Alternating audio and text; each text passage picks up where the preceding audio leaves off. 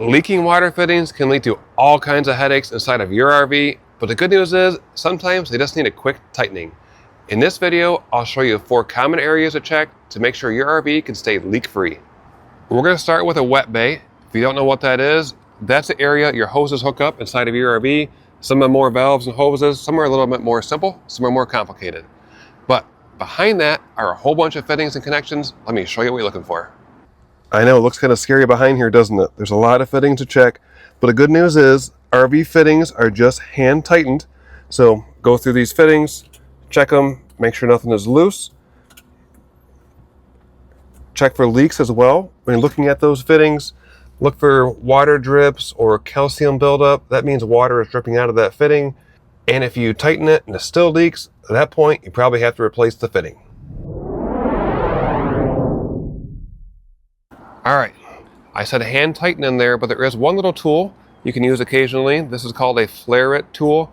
This will go on those fittings that don't have a lot of grip on it for your fingers. So there's 2 different sizes to it. You don't want to use channel locks or pliers because if you over tighten the fittings, you can make them leak even worse. Now let me go over to the truck and show you some types of fittings and issues that I see in RVs. It's getting windy out again, so I got the fuzzy out to make sure you can hear me. Now we're looking at the flexible hose in RVs. These are the water lines running through the RV. Red would be for hot. And as you look at this fitting here, the fitting itself, or the hose I should call it, is like swelled up and not quite straight. It was leaking out of this joint when the water was running through it. And we found this by visually looking for the leaks throughout the RV. But let me show you why these hoses leak. This is that same hose right here. This is a Pex fitting that is throughout RVs. You put this hose on there, it doesn't really stay. Pex fittings are made for the hard plastic Pex line. It fits on there snugly and it stays.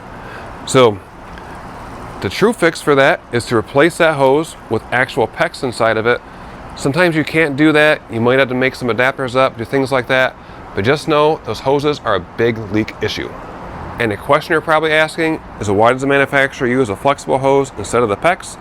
Flexible hose is much quicker to run throughout the RV. You don't have to put elbows and 90s in it, where the hard plastic pipe, you have to put more fittings inside of it. So this is a little bit cheaper and faster to build RVs, but they're starting to get away from that and go to this, but there's a lot of RVs with that hose out there. And the next area to check is behind the water heater. Let's go over there. Now at the water heater, there'll be 2 water line fittings behind it. You'll have cold water coming in and hot water coming out. Just like your other fittings, these are a hand tightened type of a fitting. And you can take a little closer look behind there. You can look at the fitting coming out of the water heater to make sure there's no signs of leaks or dripping. If you see dark water or like white calcium spots, so that would mean that fitting is leaking. So this would be the same at the water heater and underneath of your sinks for your connections to your faucets. And a quick little tip is using flood sensors inside of your RV, especially behind the wet bay, areas you can't get to very easy. These are the Ring brand, which work with your Ring alarm system. You can get ones that work standalone all by themselves, so that way if there's a leak, you're notified right away. And this thing has saved us in our personal RV 4 times. One time, we were getting ready to leave, and a sensor went off because we forgot to open the gray tank and overfilled it. Now you're probably wondering, do I put sealant or thread tape on those fittings if they're leaking? No, let me show you the exact setup here. This is a toilet valve from an RV. It has a fitting on it, has a hard hose right here, the flexible hose on the bottom side going throughout the RV. So you would hand tighten this fitting, but if it's still leaking, if I take it apart, let me show you what's inside of there. Down in there is a rubber washer. That washer is what makes these fittings seal. So we can pull that washer out of there, use a little pick. As you can see, that washer is flattened out. And this right here is a new washer. So we can replace that washer inside of that fitting. And now once we put that fitting back on, you will feel that washer squish down. And once you get it hand tight, everything feels good. Now, the fitting should not leak. And if you're wondering where to get that washer, I put links to all the products in my videos in the description. And now let's go on to the next area for our sink P-trap drains.